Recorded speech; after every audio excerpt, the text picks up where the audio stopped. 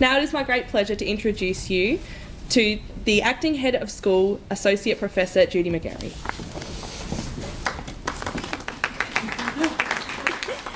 Welcome everyone, and welcome our online viewers as well. Before I move on, I want to acknowledge the Kaurna people, the original custodians of the Adelaide Plains, and the land on which the University of Adelaide campuses at North Terrace, Waite and Theberton and Roseworthy are built. I also would like to thank our students for coming today, Megan, Kirsten and Michael, and Dr. Tammy Page. So the Adelaide Nursing School is ranked first in South Australia for overall student experience, and it's ranked first in South Australia for teaching. This is on the Good Universities Guide that you can look at online. So we have a pretty good name for our nursing degree. So we pride ourselves on developing career-ready graduates. So as I said, it's ranked #1 school in South Australia for graduate employment. So nursing jobs are not always easy to get for every graduate, but our graduates tend to fare quite well in that area compared to the other universities. So students and graduates tend to win local awards. So local, national and international awards. Our aim is to make tomorrow's health professionals and research leaders in nursing. So the University of Adelaide has many Rhodes Scholars, none in nursing yet, but we're looking forward to our first Rhodes Scholar in nursing. And the Rhodes Scholarship perpetuates the commitment to learning and research and humanity of businessman and philanthropist Cecil Rhodes, who died in 1902, leaving his estate to fund the scholarships. So candidates are selected on the basis of outstanding intellect, character, leadership and commitment to service. The Rhodes Scholarship supports students who demonstrate strong propensity to emerge as leaders for the world's future. The University of Adelaide has 110 Rhodes Scholars amongst our alumni, and I'm really looking forward to, in the future, a nurse becoming a Rhodes Scholar. We also have Fulbright Scholars. The Fulbright program provides an international educational exchange for scholars, educators, graduate students and professionals, and was founded by the United States Senator J. William Fulbright. So we pride ourselves in developing leaders in the field. So award-winning teachers and academics respected internationally for their work. We also have a long history of success in international and local competitive grant funding, and we have an enthusiastic and motivated community of clinical title holders. So that means we use clinical specialists for our teaching in our program. And we have strong partnerships with community, industry and government. So in this case, in nursing, that means with the hospital clinicians. So in February 2017, we moved into this lovely new building, $246 million Adelaide Health and Medical Sciences. You've possibly had a chance to look around the building a little bit, and it signals an exciting new era in health education. So it's located in the heart of South Australia, in the biomedical precinct. So you can see we're next to SAMRI, next door, and the new RA. The Adelaide Health and Medical Sciences building is home to the Adelaide Medical School, the Adelaide Nursing School and the Adelaide Dental School and the Adelaide Dental Hospital. Of course, of all of those schools, the most important is the Adelaide Nursing School. The AHMS brings together more than 1,600 students, 600 health researchers in a vibrant, innovative environment where learning and discovery work hand in hand. Okay, so I'm just going to show you a little video about the future, working as a student in this. Okay. When life is in my hands, I will be prepared. When I am needed, trust me to provide care and support to people and their families. I will improve health and well-being by delivering cutting-edge oral health care. To develop the knowledge and skills I need to succeed. I chose to study at the University of Adelaide. The new Adelaide Health and Medical Sciences building will take my studies into the future and transform the way I learn. As part of the Adelaide Biomed City, I am a part of something big. I'll study alongside future colleagues, learn from leading academics, and build relationships with industry partners.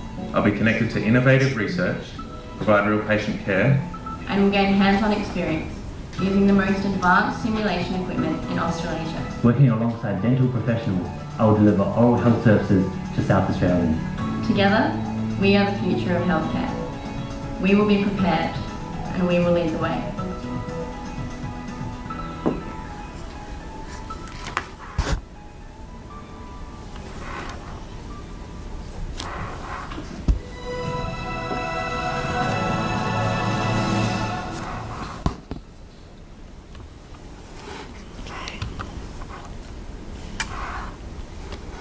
Oops.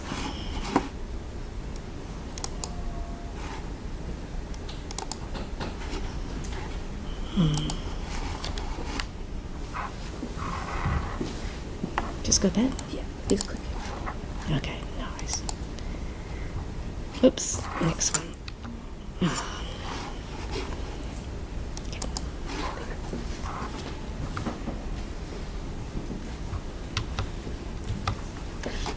Okay. Just click on the screen. Okay. Nursing is a career. So what is nursing? Nursing is probably 1,000 different careers. There's so many different specialties that you can work in. So you could be working in an oncology ward, caring for a cancer patient. You could end up working in an emergency department, or you could end up working in the community. So there's many, many different careers. Or you could even end up being an academic like Tammy and myself. So it's a real privilege to be a nurse, because you will be looking after patients at their most vulnerable in their lives. So when patients are admitted to hospital, they can be really acutely ill, and also when they are dying or giving birth later on, if you decide to go on and do mid-after nursing, you are really led into that patient's life when they're most vulnerable, and that's a privilege. And you'll find that it's a very satisfying and rewarding career for that reason. So as I said, it's a very diverse career. It can be quite an exciting career. It also can be a little bit boring at times, I guess, if you're working night duty and things. But overall, I've never regretted doing nursing. It's been quite exciting and a very diverse career. So I would strongly recommend that you have a look at doing nursing. It's a very diverse career. It gives you opportunities for leadership, for, as I said, clinical experience. You can go on and do research. So there's many different careers such as education. The University of Adelaide, we are one of the smaller schools in South Australia, so we have smaller class sizes, and we do tend to know all of our students, at least by face, even if we don't know their names. And yes, so I'd just now like to introduce Tammy. Dr. Tammy Page is the program coordinator of the Bachelor of Nursing and the Masters of Clinical Nursing. So Tammy, welcome.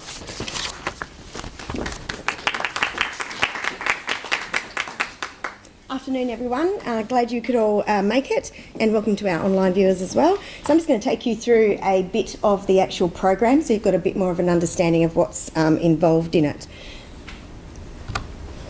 Okay, so the Bachelor of Nursing is designed to produce registered nurses with a high level of hands-on practical experience. So we teach you a lot of the skills in a very safe environment in our simulations labs before you actually go out into the real world and do it on real people. So it's a safe place for you to make mistakes in the first place and to learn from that, and then to be able to feel quite confident when you go out into the real world looking after real people.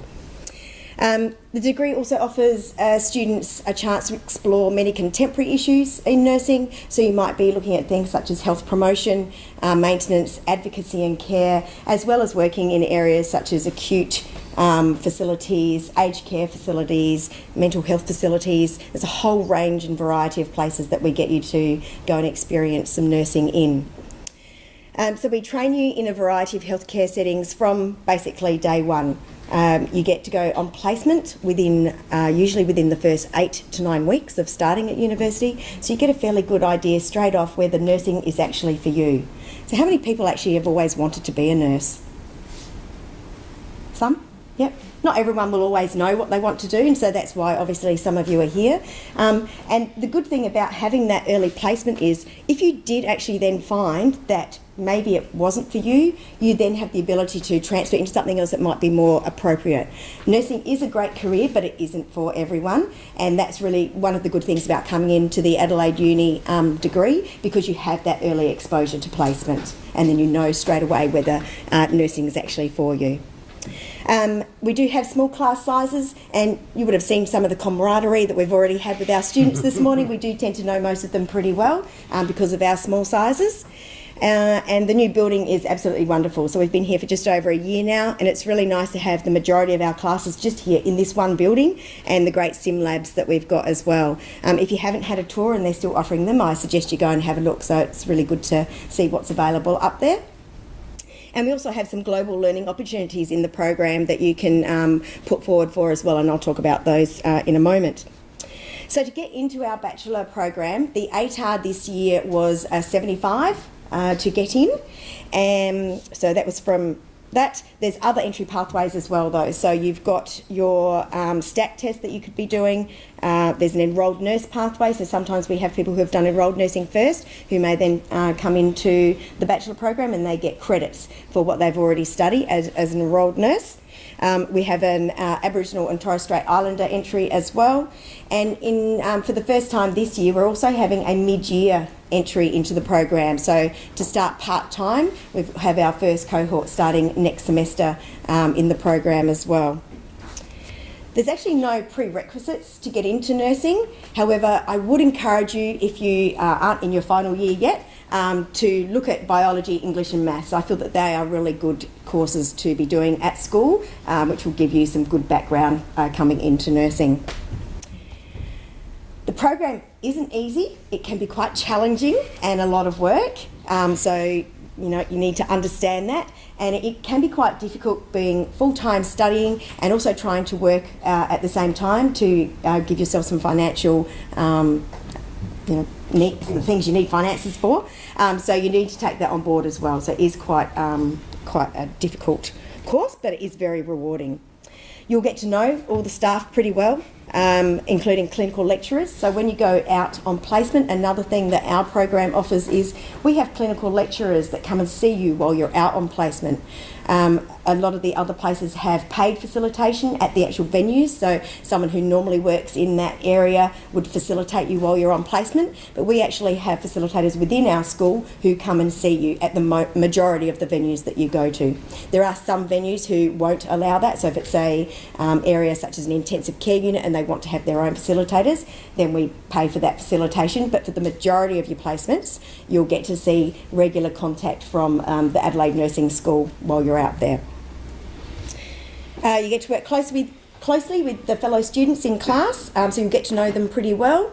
Basically, you'll be at university during academic weeks, probably all of the days, so all 5 days. May not be a lecture every hour of the day, but it is pretty full on. So it's a high commitment. And then when you go out on placement, you'll do placement in a block period. So you might, in first year, you would get a 4-week block of placement full time. So it would be as if you were working full time. It can be Monday to Friday, but there is a lot of wards that are now doing 24/7, which is what nursing is, and it's something that you've got to get used to. So you may actually even be allocated to a 24/7 ward, which basically means you could work earlies, lates and night shifts even in your first block of placement.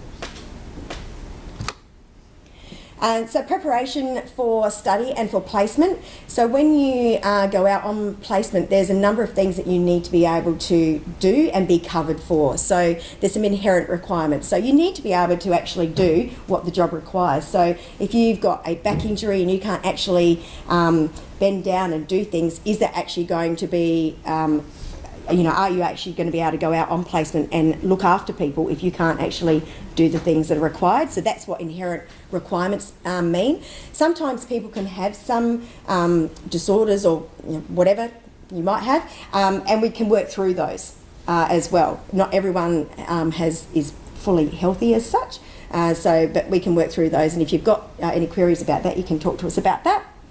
The other thing that you need to make sure that you're covered for is immunisations. So everyone must have had their immunisations, all childhood immunisations, including things such as Hep B, etc.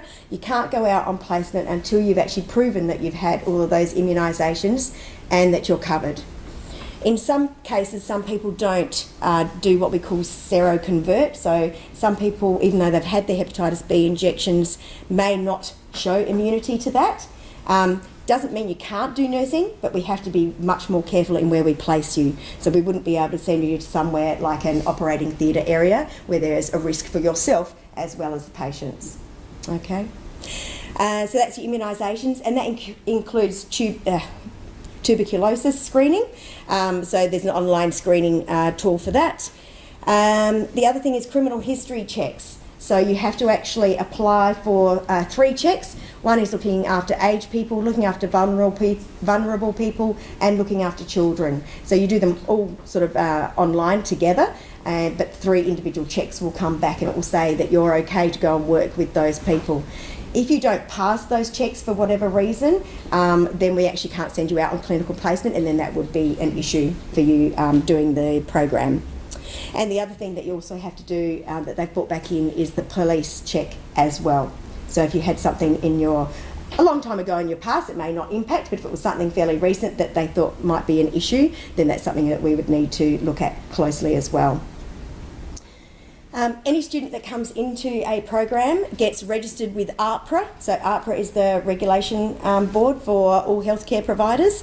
We don't get a number or anything, but basically we say, yep, you're doing our program and we aim to have you finishing the program in about 3 years. Obviously some people have things that happen along the way, or they might want to study part-time, and that's fine. But once you actually start with us, we register you. At the end of your degree, whether it be in the 3 years or slightly longer, you then would go on and upload paperwork, etc., to show that you've completed the program, and we would then say that you've completed all the requirements, and then you would be registered with AHPRA and be given a number then.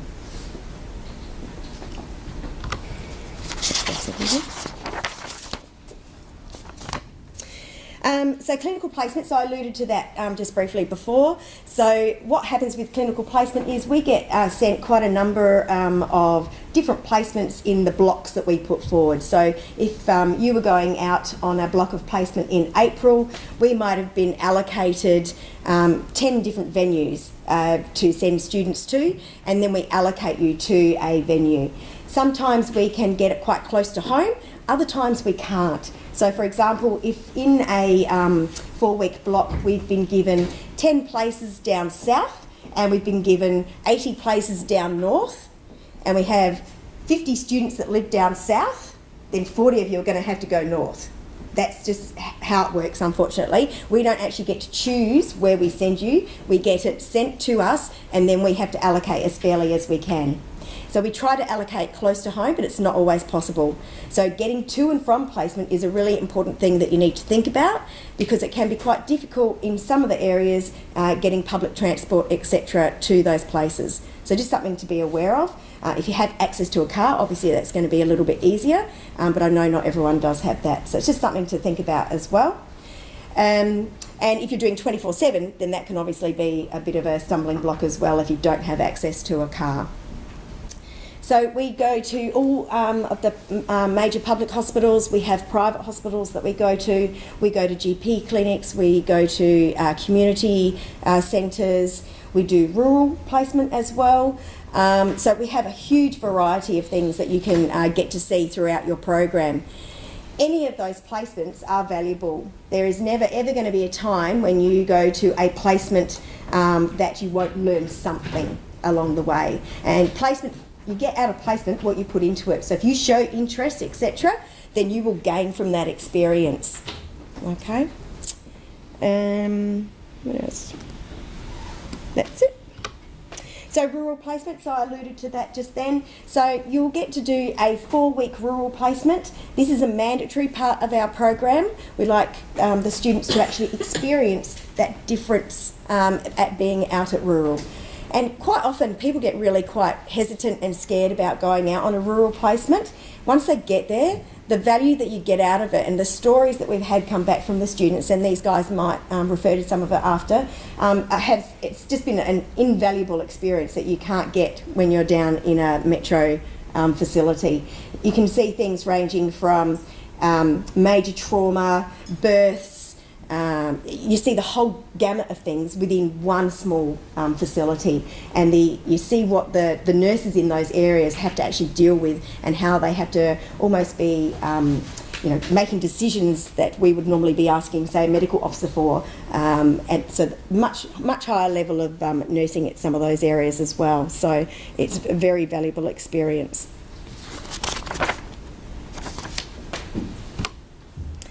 So some of the other things that you'll see in the program, so we've talked about clinical placement a lot, so obviously that's a really big aspect to it, but we also have lectures and tutorials and things that you need to come to learn the background about what you're then going to do out in the clinical area. So these are really important as well, and we encourage everyone to come to all of those sessions, or as many as they can. You don't get the same amount of information and interaction in the lecture content if you aren't here to actually hear it. You can watch them online. Every lecture is recorded now and put up online, so you can always go back and review that material as well, but you will get a lot more out of it if you come in, because you also then can have the discussions with your peers about maybe some things that you didn't quite understand, or you can go straight up to the lecturer and ask them questions straight away. So lectures are recorded, tutorials aren't recorded. So tutorials are usually more interactive, and we sort of base it on some lecture content that you've had to make it more understandable and real life-like, so you can then sort of understand it in much better depth. We have interprofessional learning sessions, so every student will do 3 sessions every semester where you will join a group, and there'll be half nursing staff and half medical student staff, and it's about learning to work together so that when you go out in the real world, that's who you're going to have to be working with. So actually starting it here in university is a really good idea, because we can make sure that we understand where they're at, where medical students are at in their careers, and they can understand where we're at. And quite often you'll get a group together, and the medical students would say, well, we haven't done that yet. And the nurse would say, oh, we've done this, but the nurse may not understand the anatomical aspects as much as the medical student. So it's really been good to see how they collaborate well together. And together, that means the patient's going to get the best aspect of care. So they're only 1 hour sessions, but you do 3 of them every semester, and they've been very valuable. Simulated clinical sessions, so that's in the simulation lab. So every semester you'll have sessions in there, as I said, where you practice your skills. And skills can be not just practical skills such as how to do a drip, or how to take people's observations or vital signs, but it's also very important around communication, because communication is one of the things that is vital to our profession. If we don't communicate properly, then that's when errors can occur. So you'll do all of those things in the skills lab. Early clinical experience I already talked about, and we really encourage patient-centred care. And sometimes in the skills lab, what you'll get is we'll actually have real people for you to actually come in and talk to and practice some things on as well. So we get some actors in, or sometimes we've just been doing our paediatric classes. We got kids in for the students to take their temperature and stuff on. So we try to make it as real life as we possibly can. Study tours. So in 3rd year, you can actually put in to attend a study tour. So we have 4 study tours that we offer. We have Austria, Germany, Singapore and Japan. So can send up to 10 students to each of those. So only 40 students actually get to go, and it's a competitive process where you have to actually put in and apply, and there is a small amount of funding that's available for those as well, but there is a cost associated with it as well. And it's usually around a 2-week period that you get to go and do some extracurricular stuff and understand the health system in those areas. And again, the students might allude to some of that if you want to ask questions about that. So basically, at the end of the degree, we want to make sure that you're career ready, that you're going to be able to provide safe quality care to anyone that you come across, and have had throughout your journey quite a lot of diverse experience along the way. So when you do complete, currently at the moment, so when you finish you'll be a registered nurse, a year 1 registered nurse. The current salary full-time for a year 1 is just under $65,000. You can work in many diverse areas of practice. So at the end of your degree you can apply for what's called a TPPP, which is a graduate program. These are highly competitive and sought after. There's around 450 available each year for all students at the universities. So it's a competitive process which is about to start. These guys will be getting all their documentation ready for that. And basically it gives you a job for a year and you get extra support along the way. If you don't get a TPPP, you can still work as a registered nurse wherever those jobs are advertised. The TPPP is there just to help you in your graduate year if you can actually get one of those. So you can work in many areas of practice, wherever there's jobs available. And then you can also specialise. So usually people will tend to find along the 3 years an area that they like to practice in.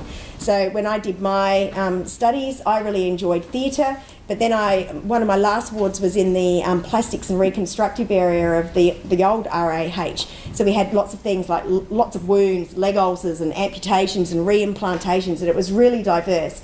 And so I spent all of my time there. And once you find an area like that, you can then, within a couple of years, you can then do more study to advance in that area that you've really come to love. So there's more aspects to that. That's it from me. I'm going to hand over to Kalia. Thank you to Judy and Tammy for that.